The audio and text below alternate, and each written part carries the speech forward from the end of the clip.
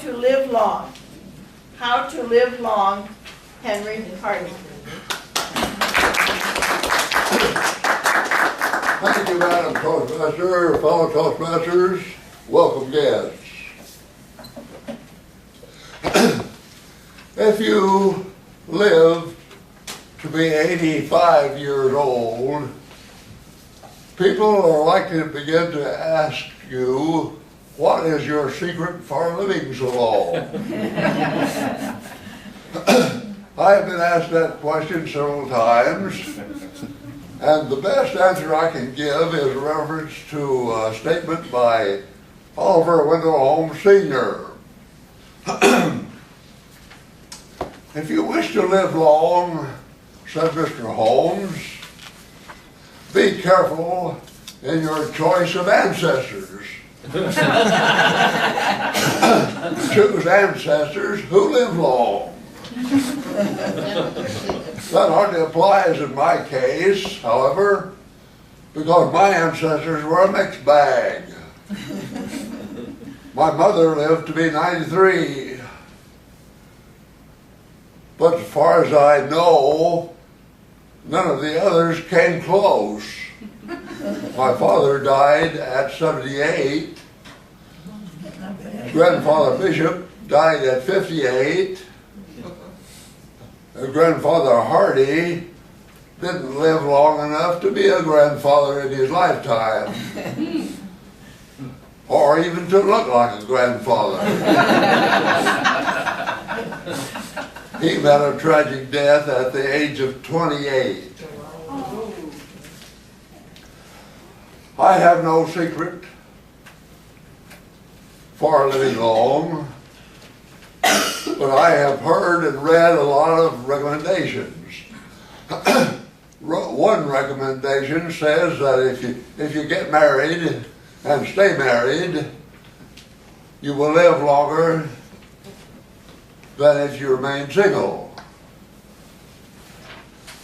That sounds all very good, but some wise guy comes along and says, you don't really live longer, it just seems longer.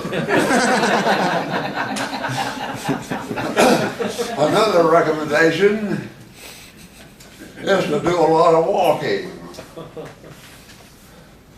Somebody has it figured out that if you walk 1 hour, that will add 2 hours to your lifespan. On that basis, I did some calculating and came up with a result that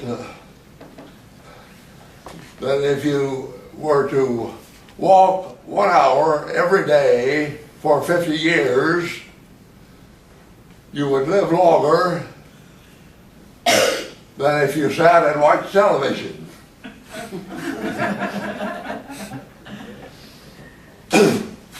One of the most interesting recommendations is to acquire some chronic ailment.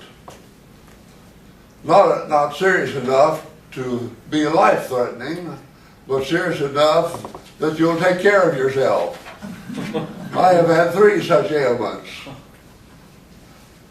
I have had an enlarged prostate since 1974. I've been plagued with a duodenal ulcer since 1952.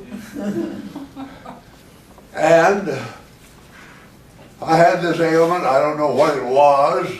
I didn't even know I had it. But in July of 1942, it was serious enough to convince the Army medical examiners that I wasn't fit for military service. Otherwise, I might have been a casualty of World War II. Of course, there are some common sense measures that you can practice that will help you to stay alive. For instance, don't smoke. Stay out of smoke-filled rooms. Stay out of the way of bullets and other fast-moving objects.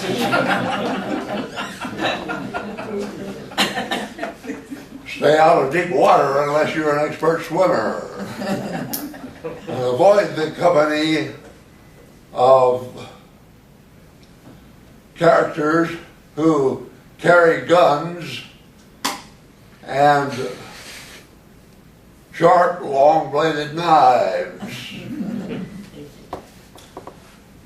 After all is said and done, the matter of chance plays a major role in deciding how long we live.